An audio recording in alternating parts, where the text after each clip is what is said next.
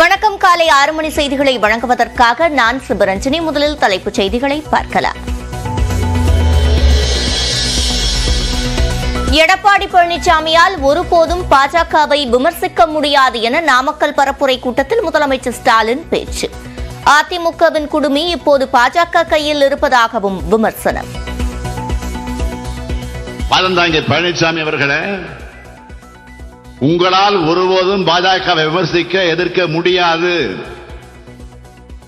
அதுக்கு துணிவு வேண்டும், முதுகெலும்பு வேண்டும்.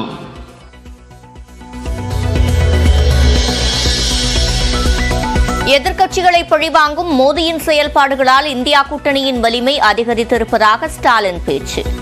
ஆட்சி அதிகாரம் என்பது இருமுனை கத்தி என்பதை மறந்துவிட வேண்டாம் என்றும் பிரதமருக்கு எச்சரிக்கை. எதிர்க்கட்சிகள் மேல் ஏவி விட்டிருக்கக்கூடிய பாஜகவிற்கு நான் சொல்லிக்கொள்ள விரும்புவது, இது ரெண்டு பக்கமும் கூரான முனைகள் கொண்ட கத்தி என்பதை மறக்க வேண்டாம்னு எச்சரிக்கிறோம். பாஜகவை கண்டு அச்சப்பட வேண்டிய அவசியம் அதிமுகவிற்கு இல்லை என சிதம்பரம் பரப்புரை கூட்டத்தில் இபிஎஸ் பேச்சு. தமிழ்நாட்டிற்கு எதிரான திட்டங்களை பாஜக கொண்டு வந்தால் முறியடிப்போம் என்றும் திட்டவட்டம். தமிழகத்திற்கு பாதிக்கக்கூடிய எந்த திட்டமும் மத்தியில் இருக்கின்ற பாரதிய ஜனதா ஆட்சி கொண்டு வந்தால் கடுமையாக எதிர்ப்போம், முறியடிப்போம்.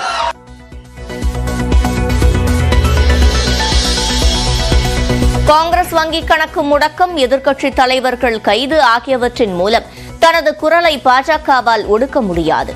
அரவிந்த் கெஜ்ரிவால் கைதை கண்டித்து டெல்லியில் நடந்த இந்தியா கூட்டணி கூட்டத்தில் ராகுல் காந்தி பேச்சு.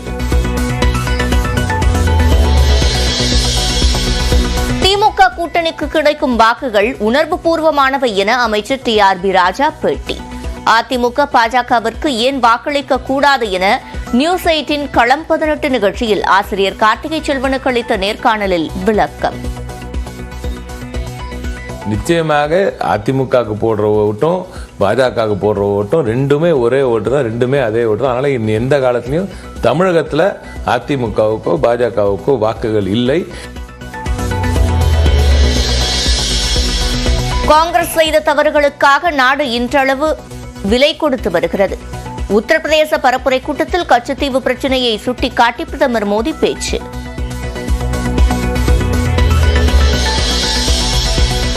பிரதமர் மோடியுடன் இணைந்து கச்சத்தீவை மீட்பேன் என ஓ பன்னீர்செல்வம் உறுதி. 10 ஆண்டுகளாக கச்சத்தீவை மோடி மீட்காதது ஏன் என செல்வ பெருந்தகை கேள்வி.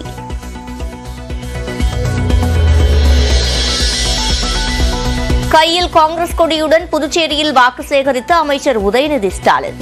மதுரையில் பொதுமக்கள் மத்தியில் பாட்டு பாடி நாம் தமிழர் வேட்பாளருக்காக சீமான் பரப்புரை. மாற்றத்தை கொண்டு வரும் ராசாக்கா, அந்த கட்சி பார்த்து ஓட்டு போடணும் ஐயாக்கா. முயற்சி எடுக்க வேணும், முடிவு பண்ணி பார்க்க வேணும். துரோகம் செய்தவர்களால் தான் இரட்டை இலை சின்னம் பலவீனமாகி இருப்பதாக டிடிவி தினகரன் விமர்சனம். அதிமுகவை ஆதரித்து வாக்குகளை வீணாக்க வேண்டாம் என பாமக தலைவர் அன்புமணி பரப்புரை.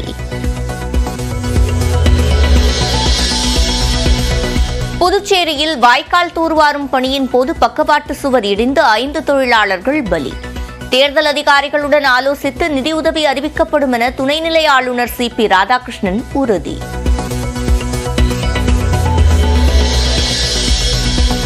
கோவை மாவட்டம் அன்னூர் அருகே காட்டன் மில்லில் தீ விபத்து. கோடிக்கணக்கான ரூபாய் மதிப்பிலான இயந்திரங்கள், பருத்தி மூட்டைகள் எரிந்து நாசம்.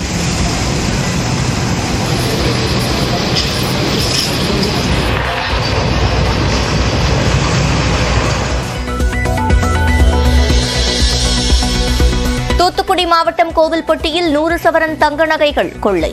அரசு பள்ளி ஆசிரியர் வீட்டின் பூட்டை உடைத்து கொள்ளையர்கள் கைவரிசை.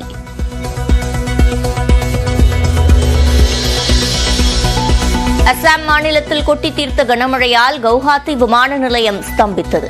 மேற்கூரையின் ஒரு பகுதி இடிந்த நிலையில் கொட்டிய மழை நீரால் விமான சேவைகள் பாதிப்பு.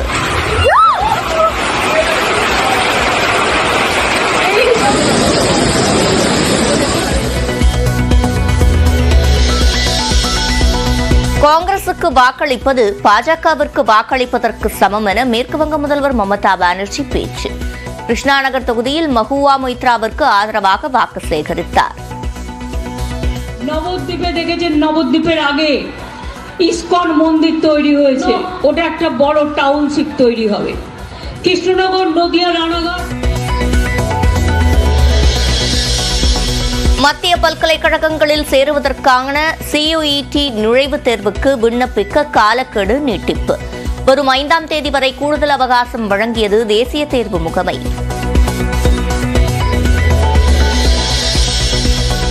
டெல்லி அணிக்கு எதிரான IPL லீக் ஆட்டத்தில் சென்னை சூப்பர் கிங்ஸ் அணி தோல்வி. கேப்டன் தோனி 3 சிக்ஸர் 4 பவுண்டரி விளாசிய போதும் 20 ரன்கள் வித்தியாசத்தில் டெல்லி வெற்றி.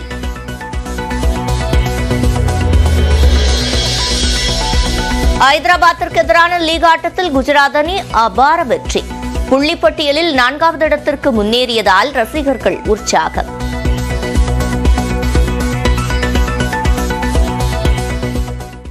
ஆட்சி அதிகாரம் என்பது இருமுனை கத்தி என்பதை மறந்துவிட வேண்டாம் என்று பிரதமர் மோடியை முதலமைச்சர் மு.க. ஸ்டாலின் எச்சரித்துள்ளார். ஈரோடு மக்களவை தொகுதி திமுக வேட்பாளர் பிரகாஷ், கரூர் காங்கிரஸ் வேட்பாளர் ஜோதிமணி, நாமக்கல் கொங்குநாடு மக்கள் தேசிய கட்சி வேட்பாளர் மாதேஸ்வரன் ஆகியோரை ஆதரித்து நாமக்கல் சின்னியம்பாளையம் பகுதியில் நடந்த பரப்புரை பொதுக்கூட்டத்தில் முதலமைச்சர் உரையாற்றினார். அப்போது வரும் பருவமழை காலத்திற்குள் அத்திக்கடவு அவிநாசி திட்டம் செயல்படுத்தப்படும் என்று உறுதியளித்தார். சொல்ல முடியும், குழாய்கள் பதிக்கப்பட்டு சோதனை ஓட்டம் முடிக்கப்பட்டு இப்ப தயார் நிலையில் இருக்கு. வரும் பருவ காலத்திலே உபரி நீர் வந்தவுடன் இந்த திட்டம் செயல்பாட்டுக்கு வரும். தொடர்ந்து பேசிய முதலமைச்சர், மேற்கு மண்டலத்தில் ஏற்படும் தோல்வி பயத்தால் செந்தில் பாலாஜியை கைது செய்துள்ளதாகவும், அவர் சிறையில் இருந்தாலும் களத்தில் அவரது வேலைகள் நடந்து கொண்டுதான் இருப்பதாகவும் முதலமைச்சர் தெரிவித்தார்.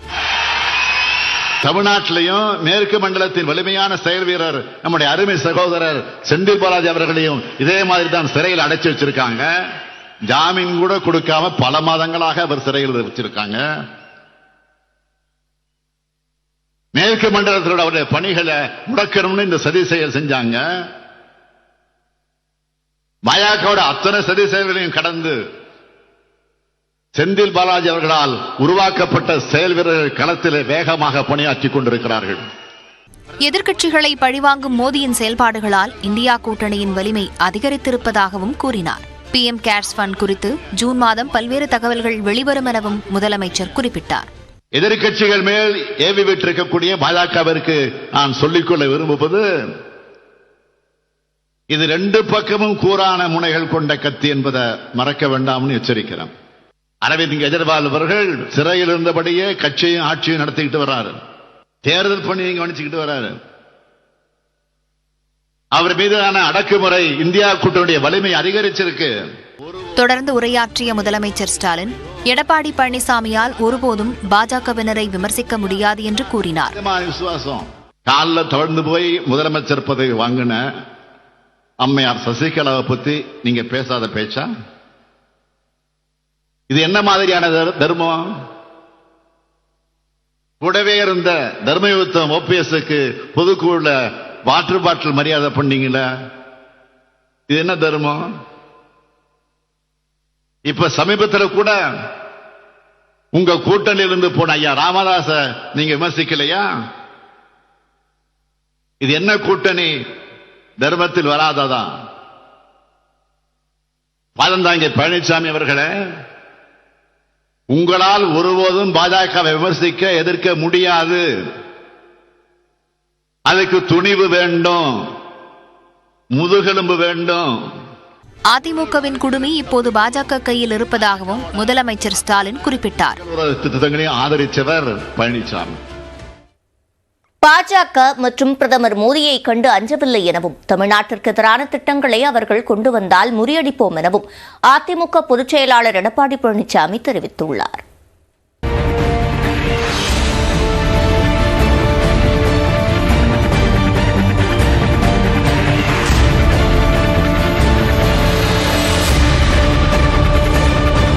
சிதம்பரம் தொகுதி பரப்புரை பொதுக்கூட்டத்தில் பங்கேற்ற அதிமுக பொதுச் செயலாளர் எடப்பாடி பழனிசாமி அதிமுக வேட்பாளர் சந்திரகாசனுக்கு ஆதரவாக வாக்கு சேகரித்தார். கூட்டத்தில் உரையாற்றிய அவர் திமுக ஆட்சியில் தமிழ்நாடு இருண்டு கிடந்ததாக சாடினார். அப்போது இபிஎஸ் இருக்கும்போது யூபிஎஸ் தேவையில்லை என தொண்டர் ஒருவர் கூறியதால் பொதுக்கூட்டத்தில் இருந்தவர்கள் ஆர்ப்பரித்தனர். அதிமுக கட்சி இருண்ட ஆட்சி என்பது உங்களுடைய ஆட்சி காலம். 2006 2011 மின்சாரமே இல்லாத இருண்ட தமிழ்நாடு அப்பொழுதுதான். தம்பி இபிஎஸ் இருக்கலாம், யூபிஎஸ் தேவையில்லைங்கிறார். நன்றி. இதாய நம்ம கட்சி. தொடர்ந்து பேசிய எடப்பாடி பழனிசாமி தமிழ்நாட்டிற்கு எதிரான திட்டங்களை பாஜக கொண்டு வந்தால் முறியடிப்போம் என கூறினார். ஏதோ பாரதிய ஜனதா கட்சி கண்டு நாங்கள் பயந்ததை போல நீங்கள் வேண்டுமென்றே திட்டமிட்ட ஒரு தவறான பொய்யான பிரச்சாரத்தை நீங்கள் தமிழ்நாடு முழுவதும் பரப்புகிறீங்க.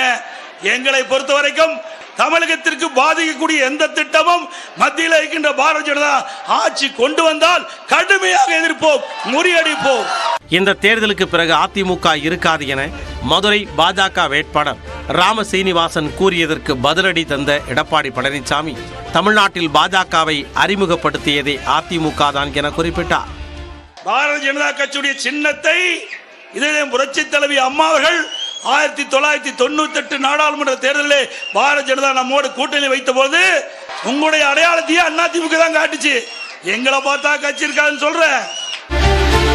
இதையடுத்து மயிலாடுதுறையில் அதிமுக வேட்பாளர் பாபுவை ஆதரித்து பரப்புரை மேற்கொண்ட போது பேசிய எடப்பாடி பழனிசாமி ஆளுநர் RN ரவி அதிமுகவுக்கு ஆதரவாக இல்லை எனவும் அவ்வாறு ஆதரவாக இருந்திருந்தால் திமுக மீதான ஊழல் புகார் மீது நடவடிக்கை எடுத்திருப்பார் எனவும் குறிப்பிட்டார். மேலும் பாஜக மற்றும் பிரதமர் மோடியை கண்டு பயப்படவில்லை எனவும் கூறினார்.